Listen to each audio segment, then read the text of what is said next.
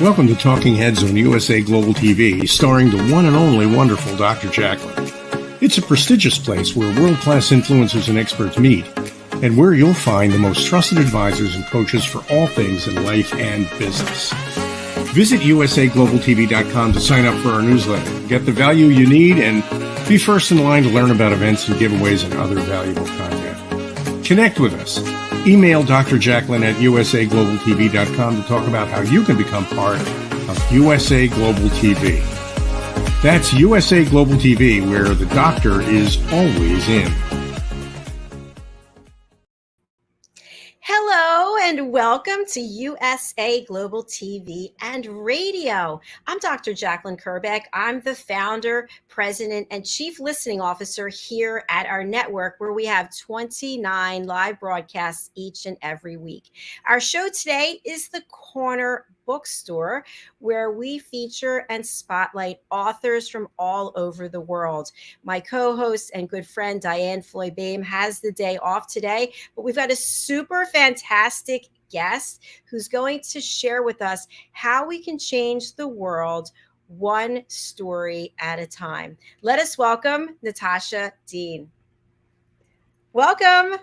Hello, Dr. JACALYN. I'm so excited to be here. And hello to the audience. Thank you for joining us. I'm so excited to have you here as well. And I mentioned earlier that you've got a fabulous website, which we're going to be bringing up a little bit later.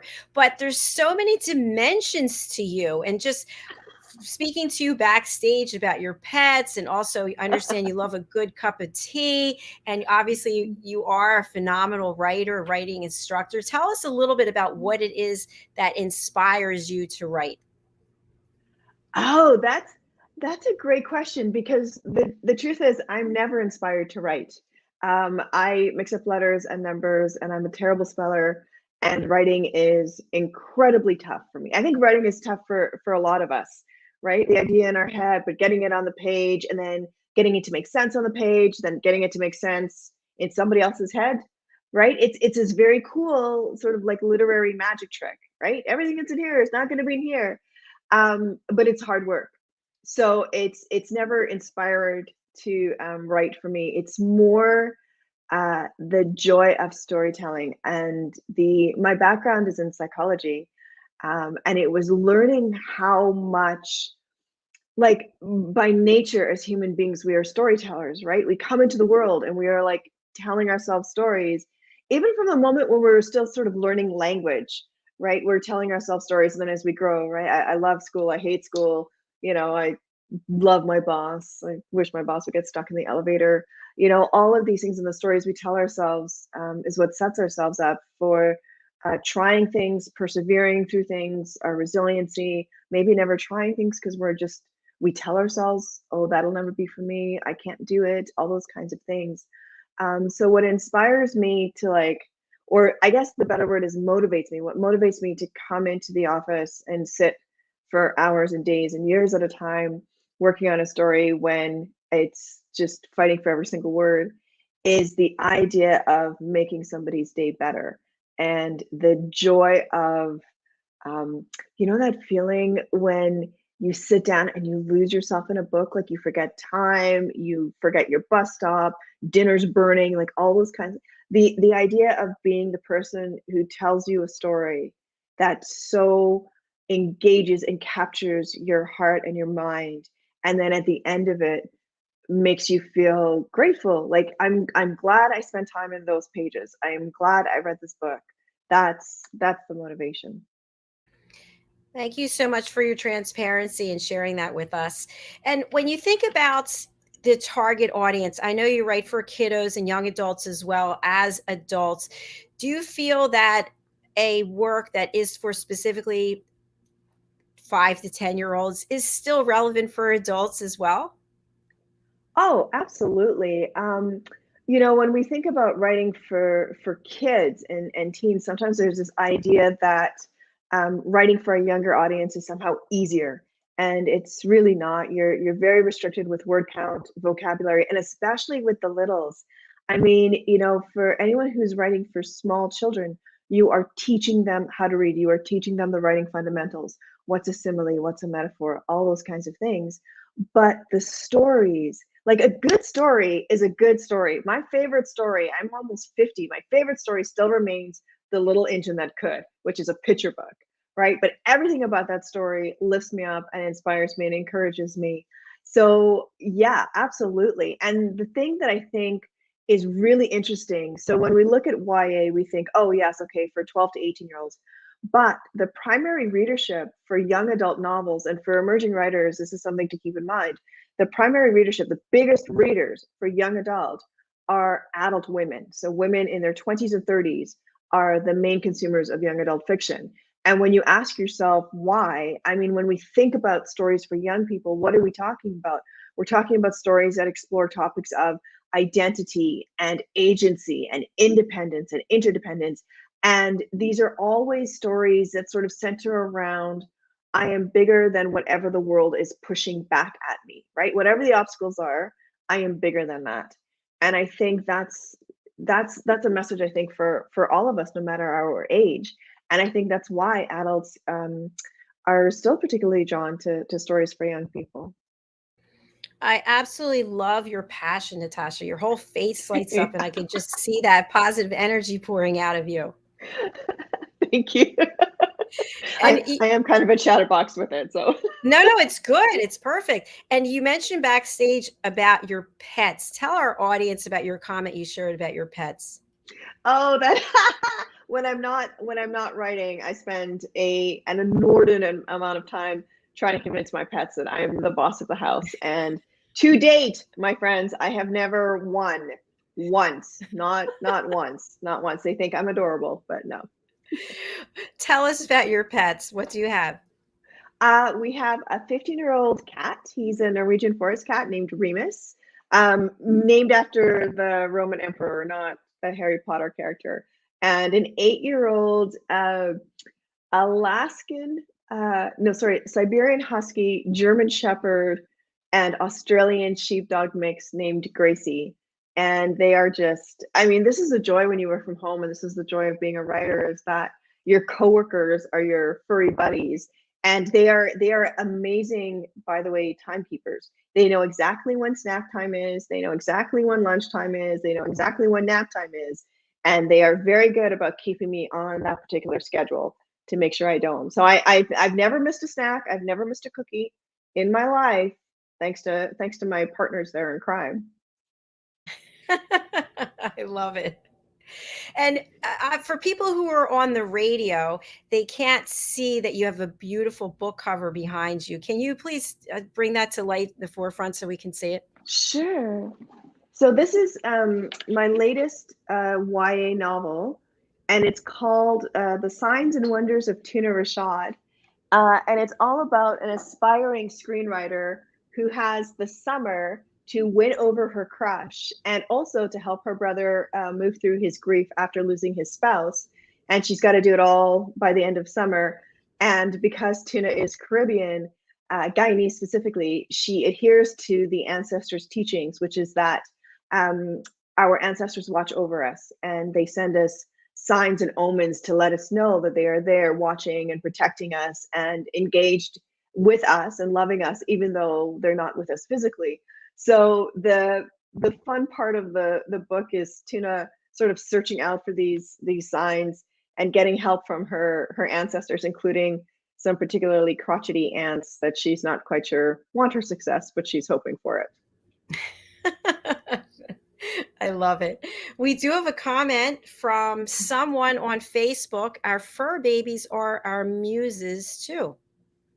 Oh, that, you know what? That is so well said. And they're such a comfort, aren't they? Like, you know, I just sort of think about, like, whenever I'm sitting and writing, and, you know, I have on the desk, I have the blanket and Remus, and we just lost our buddy Gussie.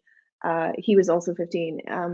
But they would sleep on the desk with me, right? And they were sort of always there. And I have all these photos that I keep with me of, I've got my hands on the keyboard and Gussie's paw is just over my wrist, you know, because he's just sort of like holding my hand as I'm doing this. And it's so lovely, right? When we're struggling, because writing can be such a lonely, isolating experience, and we're by ourselves, we're with the voices in our head trying to be like, okay, one at a time.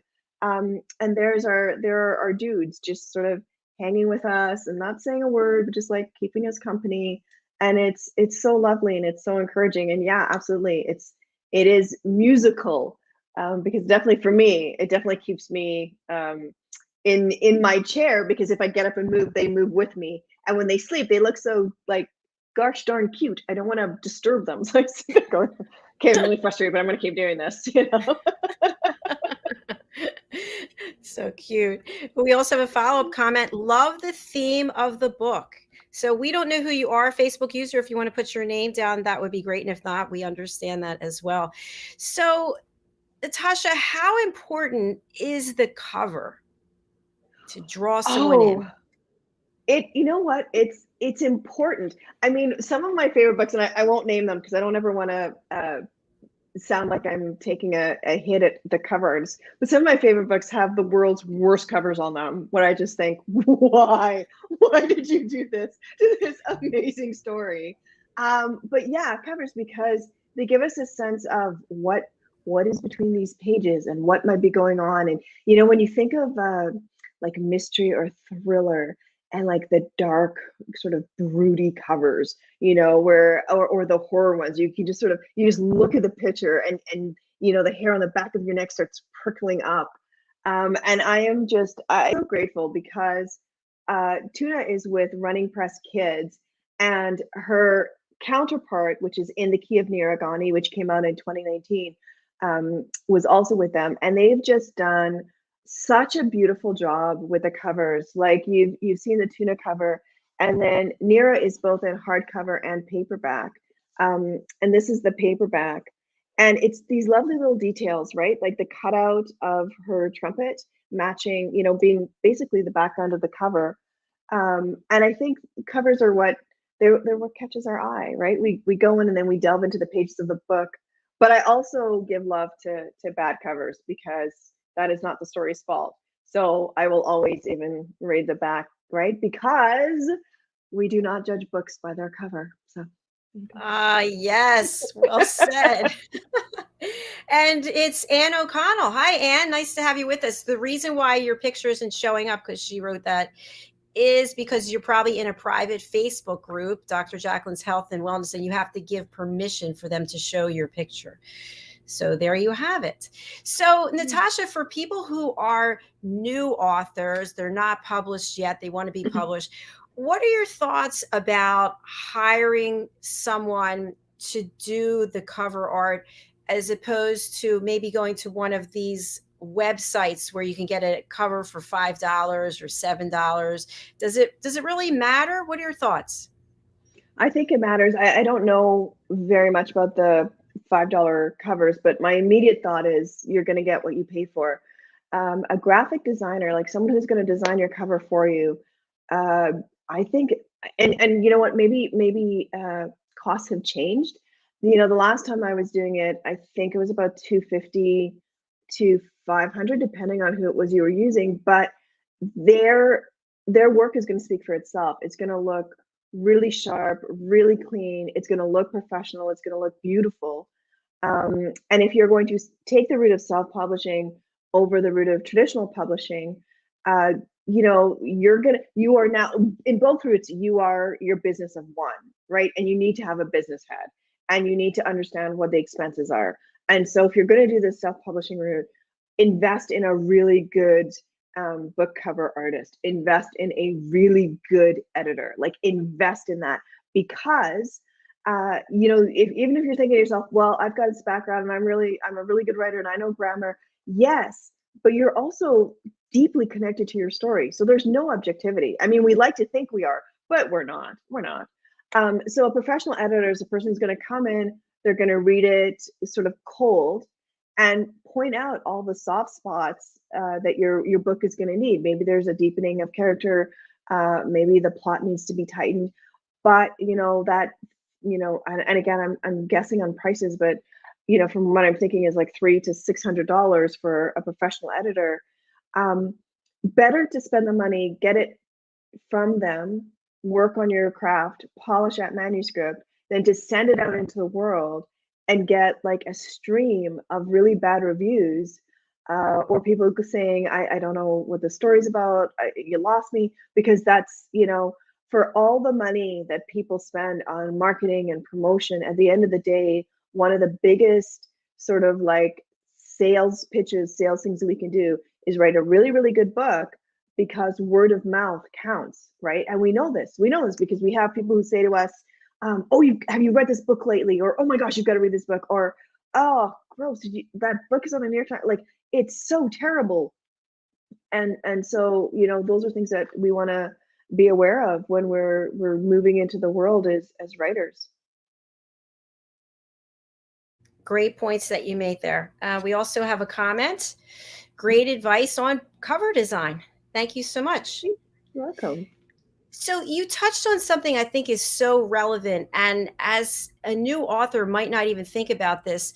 Writing can produce, once you're published, you can get an income. You can possibly retire from whatever else it is you're doing, and you actually have a full-fledged business. But many times people don't think about this. Maybe they start off as writing as a hobby. So can you share a little bit with our audience who's thinking to themselves, well, I never thought about, I could be this, I can make a business out of writing. It could be not just my passion, but my income. Yeah, those are great questions. And if this is something you're considering, you want to ask yourself things like, do I want it to be a full-time business, or do I want it to be a part-time business? Because how you approach is going to be different.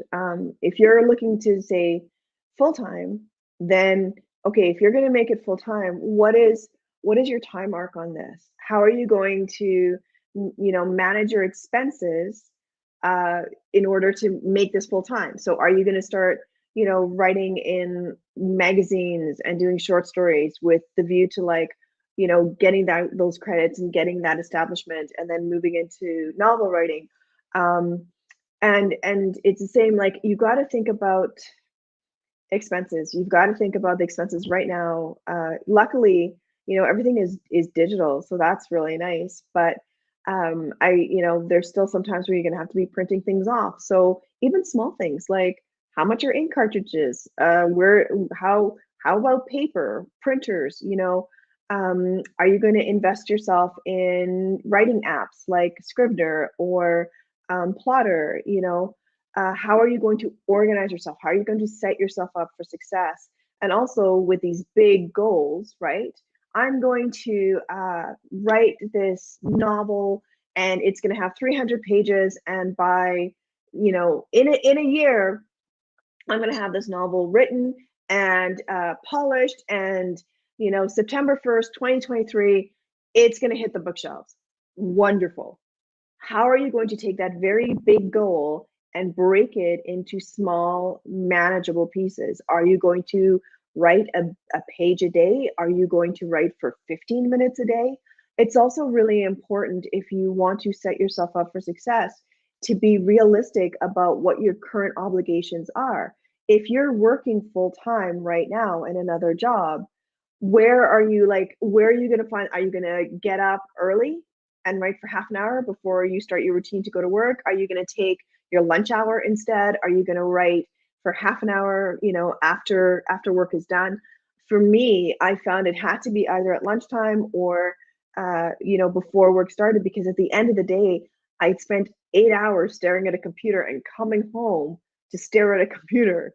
I did not have the energy for that. And even now as a full-time writer, I'm first thing in the morning, because that's when I have the most energy. That's when I'm the most creative. That's when I'm the most productive. And then all the other business things are going to come into play. Thanks for sharing that. That's really valuable information. And what about getting the audience, getting the public, creating awareness before you actually publish the book? How important is this to have some teasers out there, maybe some cover reveals, whatever you might do on social media to let people know something is coming? Yeah, absolutely. Like, you do want to have some kind of social media presence. So definitely a website. And again, you know, look at your budgets. WordPress, you know, there's free website templates that you can use. Wix, WIX, comes to mind as another server, and yeah, another company that has like free options as well. So you want to have a website where you're going to have an about me page, events, coming soon / books, or news, and then a contact me, because if there's libraries or schools or different writing organizations that want to be able to talk to you about your books or book clubs, you want them to be able to easily access you. So having that website, yes, absolutely. From there, it's really about where your comfort level is, and with social media, the sort of chaotic thing about social media is there's always new apps coming out, right? So back in the day, there was, MySpace, and then Facebook, and then Facebook and Twitter, and then Facebook, Twitter, and Instagram. And now there's like TikTok, and like, it just blows up. And it's not productive to try to be on every single one necessarily. So for most writers, you're going to want to pick a few. Like, I'm primarily Twitter with occasionally on Instagram. But the thing I try to remind myself is that my primary job is to write. So that's one of the reasons. I don't want to have to spend a whole day going from one, social media account to the other, trying to come up with different content for all of these things. I will say Hootsuite, HOOTSUITE. That's a place where you can sort of get all of your social media in one spot, and then you can schedule out when you want to, post. So there are like management things for that.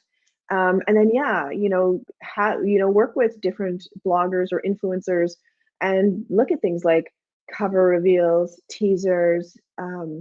If you're comfortable with having a blog yourself, that's a great place. Start documenting your journey. Start documenting whatever it is you want to document, right? Because then people have content to come back to. And then the other side of it too, I'm going to say this too, is like, also be aware where your priorities are, because you can spend a lot of time on this, but if you haven't spent enough effort and care and attention and focus and patience on your books, because it's not, I'm going to write this and then I'm done. It's, you're going to write this and then you're going to rewrite it and then you're going to rewrite it, because that's the job of a professional writer, is to have that draft and then work on it until it is accessible to the audience that they're aiming for. So if you don't put in that effort, it doesn't matter what you do over here, your book is not going to catch traction. We always come back to it, at least for myself, as a writer, your primary goal, write the really good book, put the effort into it, and then this stuff is the it's like the frosting on the cake, but you need the cake. You really need the cake. Thank you. As an extension to what you just shared, I'm wondering, what are your thoughts about a full-time author actually having a business plan? A full-time author does need a business plan, absolutely, because you really are a business of one. You're going to be the writer, you're going to be your promoter, you're going to be your marketer, you're going to be a research assistant, you're going to be like every single thing, and also your events assistant as well, right? So technology can be really helpful. Use your reminders, use the calendars. All those things, set them up to like bump up if you've got to remind yourself about certain things that's coming in a week, make sure you set that reminder for a week before. And then also, like, the thing that there's a reality of being a writer, and then there's the fantasy of being a writer. And the fantasy that we are taught from Hollywood is that it is this really lovely, gentle job, right? And we have all of these images of these writers that wake up in the morning and they're, in these beautiful locations where they're looking out onto these gorgeous vistas, and they're drinking their coffee, and, inevitably they're in a cardigan with like leather, some kind of leather sleeve, and or elbow patch, and then they go to their office, which is also equally gorgeous, and they sit down to this typewriter, and then the words just flow. And that is, I don't know any author, and I know a lot of authors, I don't know any author that is, it is a grind. You're going to get up early, and I think Agatha Christie said it best, right? That she became a professional writer when she was writing, when she didn't want to, when she didn't like what she was writing, and when she knew she wasn't writing well. And I love that because none of that has anything to do with being published, winning awards. You know, it was like her mindset. I'm doing this even though I don't want to do this. And that's part of the business plan, right? Part of your business plan is how much is it going to cost for equipment?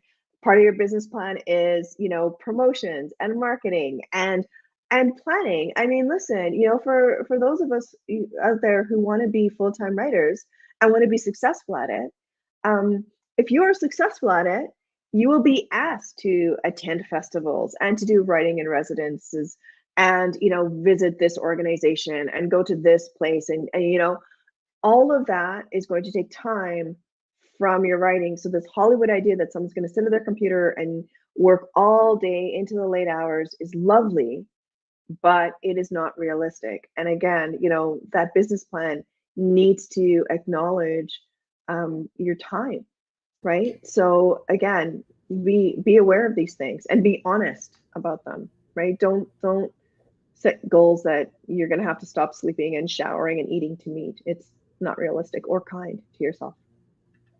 Excellent point. Self-care is really key.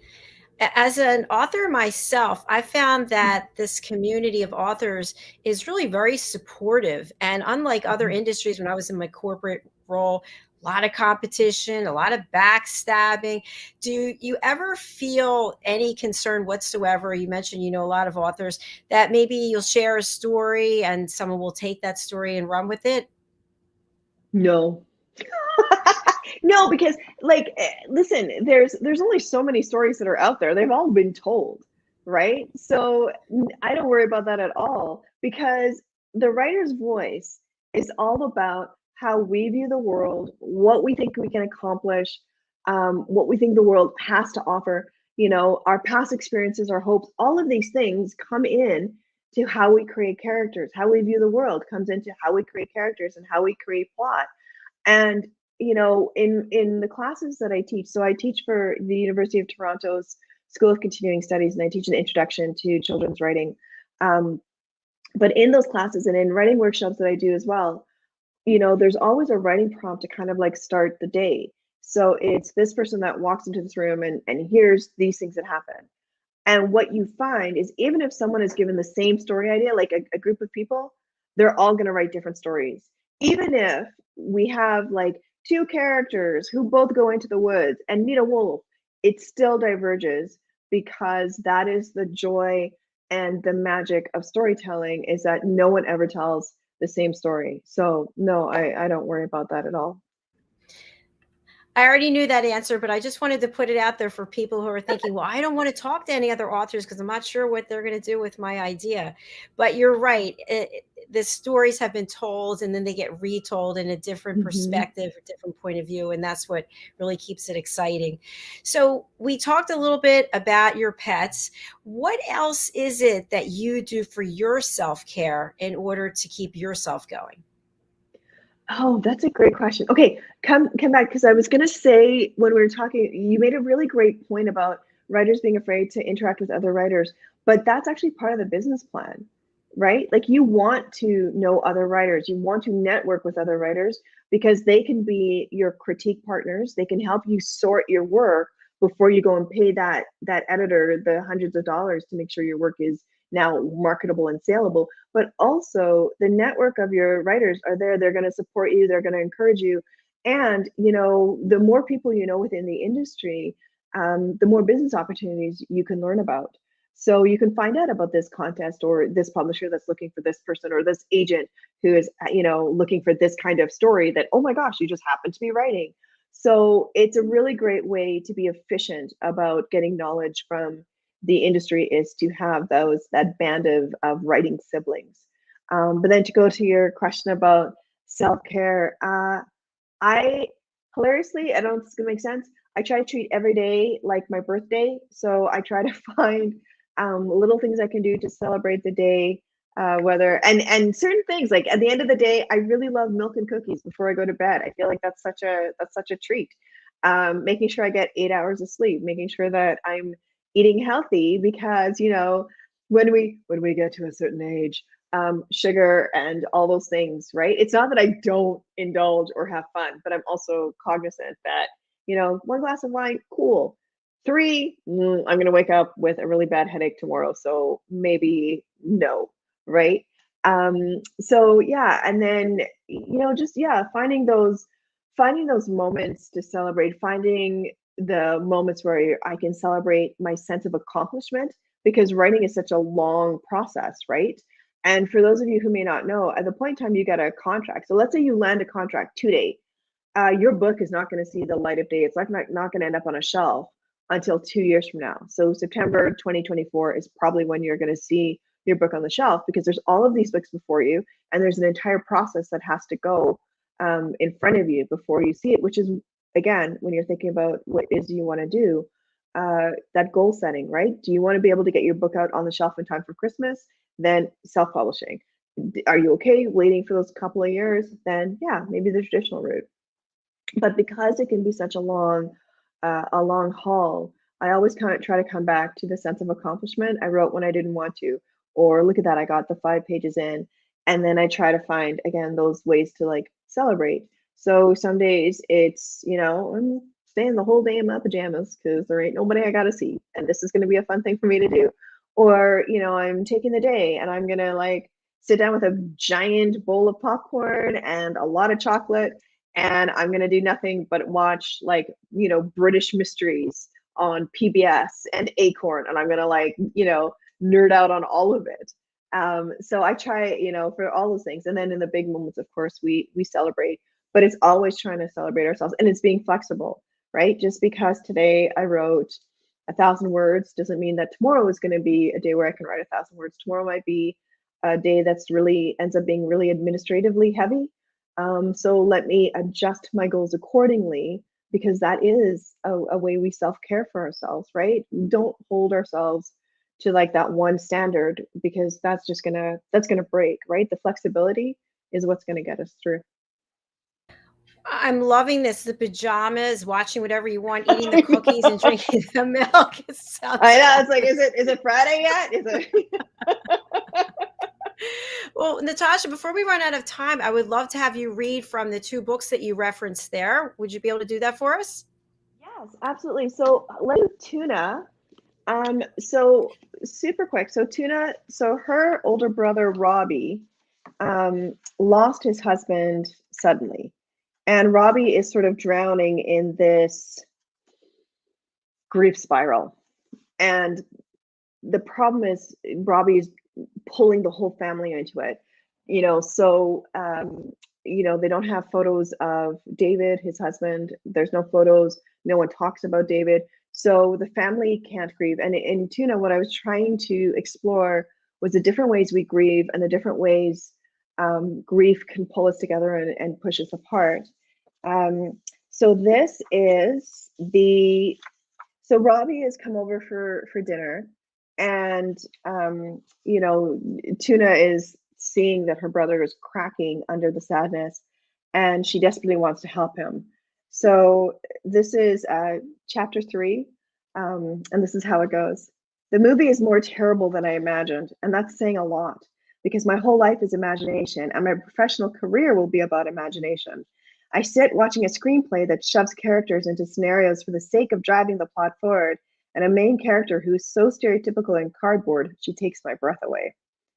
Okay. So it's entirely possible that my anxiety over the picture frame hidden under my bed is affecting my ability to judge the movie properly.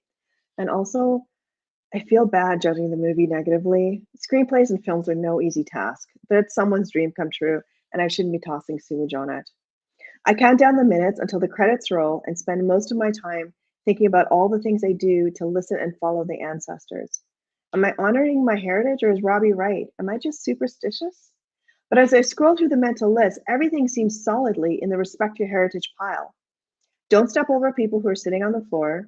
Broken mirrors bring 7 years of bad luck. When stacking books, always ensure the religious texts are on top. Careful how you speak of the dead, because they will hear you and come to you. Honor the images and possessions of those who've gone before you. Which, dang it, triggers anxiety and the wild guilt over the frame. As soon as the screen fades to black, I hop up from the chair, babble something about needing a bathroom, and race upstairs. I close the bedroom door, then I'm sitting on the floor, lifting my duvet and gently pulling out the frame that holds the collage. Along the edges are butterflies made of metallic paper and paint, and even under the ceiling light, they glow with intricate beauty. The most gorgeous ones are the ones that Mom made, but mine aren't too bad. I check each of them, from the monarchs to the multicoloreds to the bright blue morphos. I double check each, ensuring their wings didn't suffer. Butterflies. Did I love them first, or did he make me love them? I wiped the glass with the hem of my dress and made contact with the image of David. Strong, wonderful, gentle David, with the black hair and the smile. Sorry, bro, I say, but you of all people know how he can be. He's barely keeping it together. Seeing you, I stop. Because seeing David's photo is one thing. Seeing David and thinking about him in connection with Robbie is an entire thing. I hold the frame and take in the photos one at a time. The two of them on their first day in pre-K, where Robbie told me it was love at first sight. And I traced the image of their wedding day, their matching rings, and how weird it was to have a couple of kids marry right after high school, but how it seemed totally fitting because it was David and Robbie, and they would be together forever because they were one of the great love stories of all time. He's struggling, I say to the picture, and I don't know how to help him. None of us knows. He's here all the time, and that's great, but I hear David finish the thought, but he's over for the wrong reasons. I nod. I have to do something. I put the picture back on the dresser and open the door to let in the evening air. The leaves of the tree outside rustle, and as I start to turn away, I see it. A monarch butterfly flitting between the branches. I hold my breath and exhale as it comes to rest on the windowsill. Hey, you're my confirmation, huh? David agrees. The butterfly does a slow flap of its wings and disappears into the leaves. I go back downstairs, take the empty popcorn bowls and candy packages upstairs. Robbie's loading the dishwasher. Do you need a heating pad?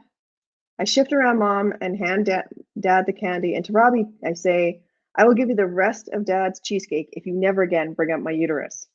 Because she had run upstairs telling him she had her period because she was trying to get the picture away so he wouldn't see it. And then they go on, they volley about it. And she says, after Robbie leaves, I head to my room, then freeze in the doorway. Grandma's quilt is back on the bed. Did you bring up the quilt? I yelled the question down the stairs. No, Mom's voice comes my way. Robbie must have left it downstairs. But he didn't. He came into my room to put it back. My gaze lifts from the bed to the dresser, which means he saw the collage. I step into my room, positive I'll hear the echoes of his wailing grief, but meet only the soft swish of my bare feet on carpet. The frame's been moved. Not a lot, but enough to confirm that Robbie touched it. Robbie touched something that held the image of David. If that's not an omen, then omens don't exist. I set the frame back into its original position and acknowledge the sign to my ancestors and David, and I promise them and myself that I will do all I can to help Robbie remember how to smile and laugh, and maybe love again. Thank you. Wow, I was following along with all these emotions as I was listening to you read. That was really drew me in. Thank you. Thank you very much. And thanks for the chance to share a little bit of Tuna's story. I appreciate it. Absolutely. We do have maybe 3 minutes left if you want to read something else. Sure. So Tuna's for older readers, but the Spooky Sleuth series just came out with Penguin, and I love the series. It's sort of X-Files meets Goosebumps for young readers. So Awesome has just moved to Lionsgate, Washington, and it's a creepy town where there's always fog and people disappear into the fog and there's flying stuff in the sky that hovers, and he's sure that there are supernatural creatures running around, but he meets Rockshar, and Rockshar is very science-based, and she thinks that the weird goings on are because the science lab has experiments that are, running wild. And so in this book, what happens is the class goes to the cemetery to do like some nature studies, and Awesome notices this tree that doesn't look quite normal. And he's, he and Rakshar decide that they're gonna sort through and see what's going on. It's a really great book because it uses a scientific method to sort of sort through things. The other thing I really love about this book is that Awesome and Rakshar, even though they disagree with each other, they are never disagreeable, and they're always open to the possibility that the other person might be correct. And also for the young readers in your life, it's lovely because there's no answer given at the end. So it's up to readers to decide if it was spooky or if it lands. So super quick, because I don't want to be disrespectful of the time. This is Awesome's first experience with the tree. It says, inside the cemetery, the fog was thick. I wanted to run away, but I couldn't see the exit or my bag. No way had that kid thrown it that far. Where was it? I stepped on a bramble. It wriggled. I yelped, then tripped on another one. It squealed and cracked like a broken bone. I ran for where I thought the exit should be. Instead, I got lost. The wind cried and swept the fog away, and I was in the middle of the graveyard. The trees in the section were dead. No leaves. Their bark was split as though something big and menacing had sharpened its claws in their trunks. Time to leave. I turned, and that's when I saw it. A living tree in the middle of all the dead ones. It stood 6 feet tall, thick, with dark green leaves in the shape of tears. The soil around the tree was black and wet, but the grass was dead and brown. My breakfast rolled in my stomach as the smell of the mold wafted my way. It seemed as though there was a face in the tree staring at me. A prickle of unease skittered up my spine. Everything in this area was dead, except the tree. It was strong and growing, almost as if it had fed off all of the others. I took a cautious step backwards. It was silly, but I didn't want to turn my back on the tree. My ears pricked as a sound came behind me. Who's there? I called. A twig snapped, and I looked over my shoulder. I was alone. The wind blew, and the tree branches started creaking. My chest tightened. Hello? I raised my voice. The living tree's leaves rustled, tangling into each other, and formed the shape of a skull. A shiver ran through me. I turned and ran. Something reached out and grabbed me. So that is The Ghost Tree, and Penguin released it simultaneously with the second book in the series, which is Beware the Moonlight. So if you have a young reader, if you love spooky stories, these are pretty fun.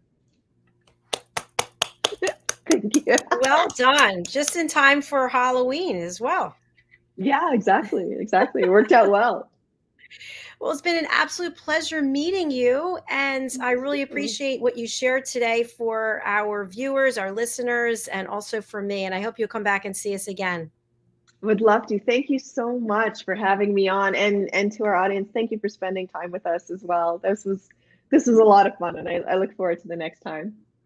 Thank you, Natasha. Before you go, I'm going to spotlight you. We have your banner, but for people who are listening on the radio, or maybe they're listening later on a podcast platform, what's the best way to reach out to you, to contact you, and who would you like to do so? Sure. If you want to reach out to me, just go to my website, www.natashadeen.com, and there's a contact page. I'm also on Instagram and Twitter, and my handle is @Natasha_Deen. All right. Thank you so much.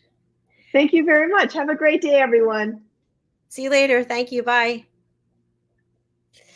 Thank you so much to each and every one of you. I say this all the time, but I really appreciate whether you're watching or listening on the live or the replay. It doesn't matter. We're just grateful. We're all about education, entertainment, hope, and inspiration. We're coming right back with our next show, which is the Film and Music Show. If you're over on our YouTube channel, USA Global TV and Radio, please do click subscribe. And also, I'd appreciate if you would follow me on my personal YouTube channel, which is Dr. JACALYN KERBECK. And I teach a lot of wonderful things about listening, elevated listening, and a number of our shows are also streamed there live as well. All right, thank you again. I'll be back with Madeline Chan momentarily and our very special guest. Bye for now.